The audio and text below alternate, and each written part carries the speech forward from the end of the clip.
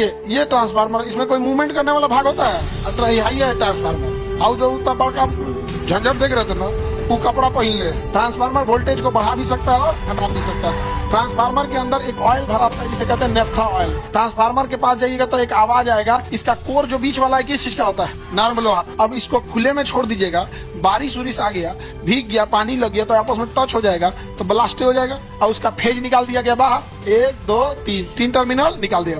और इसमें क्या भर देंगे? ऑयल। ऑयल भरना जरूरी है या नहीं है? ऑयल नहीं भरेंगे तो दिक्कत हो जाएगा। तो इसमें हम लोग क्या भर देते हैं? लबालब ऑयल भर देते हैं। या गर्मी के दिन में अगर ये खौलने लगे तो ठंडी के दिन में जब ये बैठेगा तो खाली जगह को पूरा कर देगा या आधा आके, और गर्मी के दिन में खोलेगा तो ये जाके उसको कर देगा। ब्लास्ट नहीं होगा, ब्लास्ट नहीं होगा। ब्लास्ट हो गया तो दिक्कत हो जाएगा। फार्मर एक स्टैटिक डिवाइस है। कैसा है? स्टैटिक डिवाइस है। तो स्टैटिक मतलब स्थिर रहता है, इसमें कोई मूविंग पार्ट नहीं होता। तो ट्रांसफार्मर में एक स्थैतिक यानी स्टैटिक डिवाइस है, इसमें किसी भी तरह का मूविंग पार्ट नहीं होता है। ट्रांसफार्मर जो होता है ना, ये हमेशा वर्क करता है तो ये पावर को कांस्टेंट रखता है। किसे कांस्टेंट रखता है? पावर कांस्टेंट रखता है। तो पावर का फॉर्मूला होता है P बराबर I इंटू भी। P बराबर I भी, P बराबर I भी। अब तुम ध्यान से देखो, P बराबर I भी। अब आपका ट्रांसफार्मर का कहना है कि हम पावर को कांस्टेंट रखेंगे, पावर को बढ़ने घटने नहीं देंगे। तो इससे क्या होगा कि अगर आप वोल्टेज बढ़ाएंगे तो पावर को कांस्टेंट रखने के लिए ये धारा को घटा देगा, तभी ना ये कांस्टेंट रह पाएगा। इसका कहना है कि पावर को हम ना बढ़ने देंगे ना घटने देंगे, और आप इधर वोल्टेज बढ़ाइएगा तो वोल्टेज बढ़ाएंगे तो धारा घटा देगा। लेकिन अगर मान के चलिए आपने वोल्टेज घटाया तो धारा बढ़ा देगा, धारा बढ़ा दे। तो ट्रांसफार्मर का काम होता है कि पावर कांस्टेंट रखना। इसी वजह से वह धारा और वोल्टेज के साथ रिलेशन रखता है। अगर धारा बढ़ाएगा तो वोल्टेज घटाएगा, धारा घटाएगा तो वोल्टेज बढ़ा देगा। लेकिन ट्रांसफार्मर को अगर आप बात करें तो काम किस पे करता है? तो ट्रांसफार्मर का मेन वर्किंग होता है वोल्टेज कंट्रोल। क्या काम होता है? Voltage control. ये वोल्टेज को बढ़ा सकता है या घटा सकता है, जिस कारण धारा भी बढ़ और घट जाती है। लेकिन कांस्टेंट क्या रहेगा? पावर। कांस्टेंट क्या रहेगा? पावर। और आवृत्ति चेंज नहीं होती है, आवृत्ति चेंज नहीं होती है। ट्रांसफार्मर जब भी काम करेगा एसी करंट पे काम करेगा, डीसी करंट दे देंगे ट्रांसफार्मर जल जाएगा। ट्रांसफार्मर डीसी करंट पे काम नहीं कर सकता। ट्रांसफार्मर जब भी काम करेगा एसी करंट पर काम करेगा। किसी को कोई दिक्कत? ट्रांसफार्मर किस पे काम करेगा? AC current. एसी करंट पर काम करता है। ट्रांसफार्मर वोल्टेज को बढ़ा भी सकता है और घटा भी सकता है। ट्रांसफार्मर के अंदर एक ऑयल भरा होता है जिसे कहते हैं नेफ्था ऑयल। ट्रांसफार्मर में कौन सा ऑयल? Naphtha oil. बहुत भारी ऑयल होता है और उसमें इंसुलेशन का भी काम करता है ट्रांसफार्मर का ऑयल। ट्रांसफार्मर के पास जाइएगा तो एक आवाज आएगा, एक साउंड आएगा जिसे हमिंग साउंड कहते हैं। क्या कहेंगे? हमिंग साउंड कहते हैं। झंझनाहट की आवाज आएगी, उसे क्या कहेंगे? हमिंग साउंड कहते हैं। इसमें कौन सा ऑयल भरा होता है? नेफ्था ऑयल बना। ये एसी पे काम करेगा, डीसी पे? एसी पे। ट्रांसफार्मर में फंसते कहाँ है? इसका वर्किंग जो प्रिंसिपल है, सिद्धांत, किस प्रिंसिपल पर काम करता है? प्रिंसिपल समझते हैं? सिद्धांत। Mutual induction. किस पर? Mutual induction. म्यूचुअल इंडक्शन पे काम करता है। म्यूचुअल इंडक्शन का मतलब क्या होता है? स्वप्रेरण। म्यूचुअल इंडक्शन पे काम करता है कौन?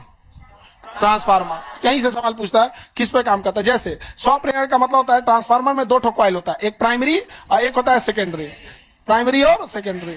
स्वप्रेरण का मतलब होता है कि इसको अगर कोई छेड़छाड़ करिएगा तो ये अपना वैल्यू बदल देगा, इसको बढ़ाइए घटाइएगा तो ये भी बढ़ने घटने लगता है, ये भी चेंज होने लगता है। यानी इधर चेंज कीजिएगा, एक देखा देखी ये बदल जाएगा, सेल्फ इंडक्शन हो जाएगा। क्या हो जाएगा? सेल्फ। तो ट्रांसफार्मर किस पे काम करता है? Self induction. इसके लिए 2 कॉइल का जरूरी होना है, प्राथमिक और द्वितीयक, first and second, primary and secondary. एक पे काम करेगा तो इंडक्शन होगा ही नहीं। इसके बीच में नर्म लोहा भर दिया जाता है। क्या भर दिया जाता है? नर्म लोहा। तो ट्रांसफार्मर के बीच वाले भाग को हम ट्रांसफार्मर का कोर कहते हैं। क्या कहते हैं? कोर। तो कोर में क्या भरा जाता है? ट्रांसफार्मर के कोर में क्या होता है? नर्म लोहा। क्या होता है? नर्म लोहा। क्या भरा होता है? नर्म लोहा। हालांकि वहां पर स्टील का भी यूज हो जाता है, लेकिन वहां पर स्टील जो यूज होता है तो ज्यादा इफेक्टिव होता है, लेकिन ज्यादातर में क्या होता है? नर्म लोहा। ट्रांसफार्मर किस सिद्धांत पर काम करेगा? Self induction. ट्रांसफार्मर किस पे काम करेगा? अरे बाबू गलती लिख दी है यहाँ पे, सेल्फ इंडक्शन नहीं होता है, ये होता है म्यूचुअल इंडक्शन। ये तो सही लिखा है इंग्लिश, इसका हिंदी गलत है। अन्योन्य प्रेरण होता है, अन्योन्य प्रेरण, अन्योन्य प्रेरण। इसका हिंदी क्या होता है? अन्योन्य प्रेरण। म्यूचुअल इंडक्शन का हिंदी क्या होता है? अन्योन्य। सेल्फ इंडक्शन का होता है म्यूचुअल इंडक्शन। ये दिख गया ट्रांसफार्मर, अंदर से ऐसे ही दिखता है ट्रांसफार्मर। ट्रांसफार्मर में ऑयल टैंक होता है बाबू, क्या रखने के लिए? Naphtha oil. ट्रांसफार्मर के अंदर कौन सा ऑयल भरा होता है? Naphtha oil. ट्रांसफार्मर इसमें आया ही नहीं जी। चलिए देखते हैं हम लोग ट्रांसफार्मर को। किधर गया ट्रांसफार्मर? ये रहा ट्रांसफार्मर, ज्यादा ठीक है ये। देखिए ये ट्रांसफार्मर, इसमें कोई मूवमेंट करने वाला भाग होता है? इसमें कोई भी मूविंग पार्ट होता है? नहीं। ट्रांसफार्मर एक खाली ड्राम होता है। ड्राम आजकल इतना बदनाम हो गया कि बोलने में भी डर लग रहा है, खाली ड्राम है। ट्रांसफार्मर क्या है? खाली ड्राम है। यही है ट्रांसफार्मर, ये है ट्रांसफार्मर।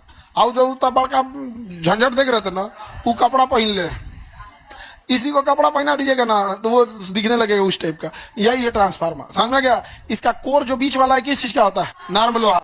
अब बाहर कॉइल किसकी होती है? कॉपर की। ये बाहर जो तार लपेटा है कॉपर, अंदर जो कोर होता है नॉर्मल लोहा, अंदर का कोर ये कॉइलिंग, हाँ कॉपर। अब इसको खुले में छोड़ दीजिएगा, बारिश उरिश आ गया, भीग गया, पानी लग गया तो आपस में टच हो जाएगा तो ब्लास्ट हो जाएगा। तो इसको ढक देते हैं और ऐसे चीज से ढकते हैं कि बीच में इसका करंट उसमें ना जाए। तो कपड़ा लगा के ढक सकते हैं, वो भी करंट नहीं भेजेगा, लेकिन भीग गया तब, लहक गया तब दिक्कत हो जाएगा। तो नेफ्था ऑयल भर देते हैं, नेफ्था ऑयल से करंट इधर से उधर नहीं जाता है। तो इसको एक ड्राम में पैक कर देते हैं, इसको किसमें उतार देते हैं? ड्राम में। हो गया, ड्राम में काम खत्म, पैक, ड्राम में पैक हो गया। इसको किसमें भर दिया? ड्राम में पैक। अब ध्यान से देखो ना, ड्राम में तो है एगो, ऐसी में उसको उतार दिया गया और उसका फेज निकाल दिया गया बाहर, 1 2 3, 3 टर्मिनल निकाल दिया। और इसमें क्या भर देंगे? ऑयल। क्या भर देंगे? ऑयल भरना जरूरी है या नहीं है? बहुत जरूरी है ऑयल भरना। ऑयल नहीं भरेंगे तो दिक्कत हो जाएगा। तो इसमें हम लोग क्या भर देते हैं? लबालब ऑयल भर देते हैं। इसे ऑयल भर दिए। अब देखो, जब हम इसमें ऑयल भरेंगे तो एक टाइम आएगा कि ये ऑयल हल्का सा उड़ जाए, कम हो जाए। कम हो सकता है ऑयल भाई, कुछ समय के बाद तो ऑयल उड़ जाएगा। इसलिए इसमें ना एक एक्स्ट्रा ऑयल का टैंक भरते हैं, इसे बैलेस्ट टैंक कहते हैं। क्या कहते हैं? Ballast tank. कौन सा टैंक? बैलेस्ट टैंक रखते हैं। समझ में आ रहा है कि नहीं आ रहा है? कौन सा टैंक? बैलेस्ट टैंक रखते हैं कि जब इसमें फ्यूल कम होगा तो इसमें जो भरा रहेगा वो इसमें से वापस आके इसमें कम। समझ में आ गया? या गर्मी के दिन में अगर ये खौलने लगे, क्या लगे? खौलने लगे, तो इसमें इसका तेल वापस किसमें जाएगा? बैलेस्ट। इसलिए बैलेस्ट टैंक को पूरा नहीं भरा जाता है, बैलेस्ट टैंक को आधा भरा जाता है। जब आप ट्रेड पढ़िएगा, ट्रेड, तो उसमें इसको पढ़ना होगा कि इसका एक एक पार्ट पुर्जा अभी के हिसाब से जो आपका काम है वो यहां तक का है, मतलब ये सब ये। लेकिन जो ट्रेड पढ़ेंगे उनमें पूरा पढ़ना पड़ेगा कि बुकुज रिले का काम क्या होता है, मर्करी कोलिंग उसमें क्या करेंगे, हमिंग साउंड को रोकने के लिए क्या किया जाता है, सबका अलग अलग टर्मिनल यूज क्या है। तो बताइए, बैलेस्ट टैंक को पूरा भरा जाता है या आधा? पूरा क्यों नहीं भरते? एक्सपेंशन के लिए जगह मिल जाए। एक्सपेंशन के लिए क्या मिल सके? एक्सपेंशन के लिए क्या चाहिए भैया? उसको जगह चाहिए कि नहीं चाहिए? तो इस एक्सपेंशन के लिए से जगह चाहिए। तो इसका अगर ऑयल भर जाएगा तो एक्सपेंस होने मतलब फैलने के लिए कहाँ चला जाएगा? बैलेस्ट टैंक में। अब बैलेस्ट टैंक कैसा भरा होता है? आधा। तो ठंडी के दिन में जब ये बैठेगा तो खाली जगह को पूरा कर देगा या आधा आके, और गर्मी के दिन में खोलेगा तो ये जाके उसको कर देगा। ब्लास्ट नहीं होगा, ब्लास्ट नहीं होगा। ब्लास्ट हो गया तो दिक्कत हो जाएगा। ब्लास्ट ना हो इसलिए इसके बाद एक बार देखिएगा ना, एग्जॉस्ट के लिए दिया रहता है यहाँ पे बैलेस्ट टैंक। समझ में आ गया? बैलेस्ट टैंक में एक और चीज का ध्यान रखा जाता है। हम लोग यहाँ पर मॉइस्चराइजर को कंट्रोल करने के लिए यहाँ देखिए एक ट्रैप लगा देते हैं कि जब हवा इधर से जाए तो इसमें जेल होता है जिसमें हवा की नमी स्टोर हो जाए। समझ में आ गया? किसी को दिक्कत? ट्रांसफार्मर में ये चीज ध्यान रखा जाता है कि सेकेंडरी कॉइल में कितना है, प्राइमरी से हमें उतना मतलब नहीं है, सेकेंडरी में कितना है। जैसे ये प्राइमरी कॉइल है, ये क्या है? नॉर्मल लोहा। ये कौन सा कॉइल है? सेकेंडरी। तो जब कभी सेकेंडरी कॉइल में फेरों की संख्या ज्यादा हो तो इसे कहेंगे स्टेप अप।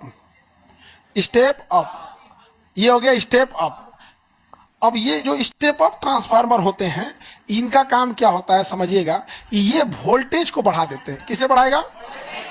वोल्टेज को बढ़ा देगा, लेकिन धारा को घटा दो। ये तो ऑब्वियस बात है भाई, क्योंकि पावर को क्या रखना है? कांस्टेंट।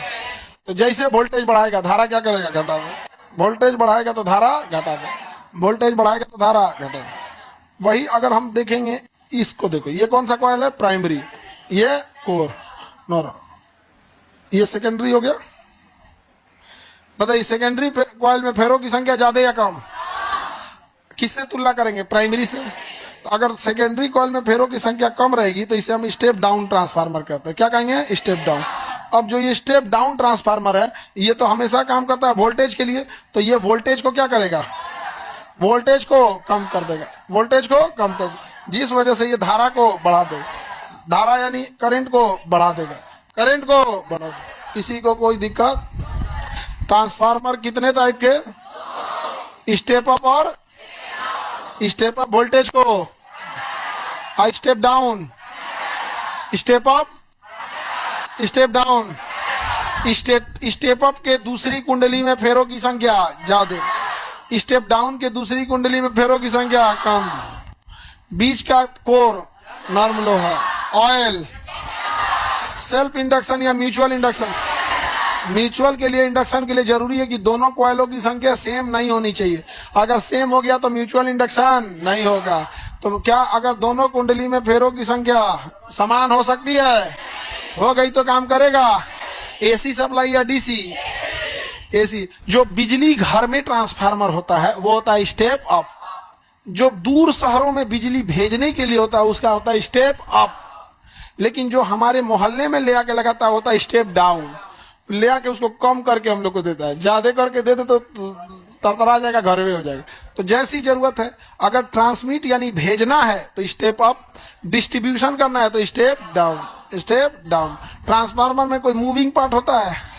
नहीं होता है। वो पावर को क्या रखता है? कांस्टेंट, कांस्टेंट रखता है। अगर ट्रांसफार्मर कमजोर पड़ गया, ट्रांसफार्मर तो कमजोर नहीं पड़ता है बल्कि यूजर्स की संख्या बढ़ जाती है। अब जैसे 100 मकान में एक ट्रांसफार्मर की, मान के चलिए गांव में कोई छोटा सा ट्रांसफार्मर लगा दिया, उसकी क्षमता है 500 मकान या 100 मकान को झेल सकता है, और उसको फर्जी जोड़ ओड़ के इतना चोरी उरी करके ज्यादा कर देंगे, ट्रांसफार्मर थक जाएगा, हाँफ जाएगा, कहेगा दे इतना काम कराता है सब, हमको लाया था 100 को घर के लिए, 500 घर चोरी से जला रहा है। ट्रांसफार्मर का लोड कम तो बाकी घर में वोल्टेज डाउन हो जाता है। वोल्टेज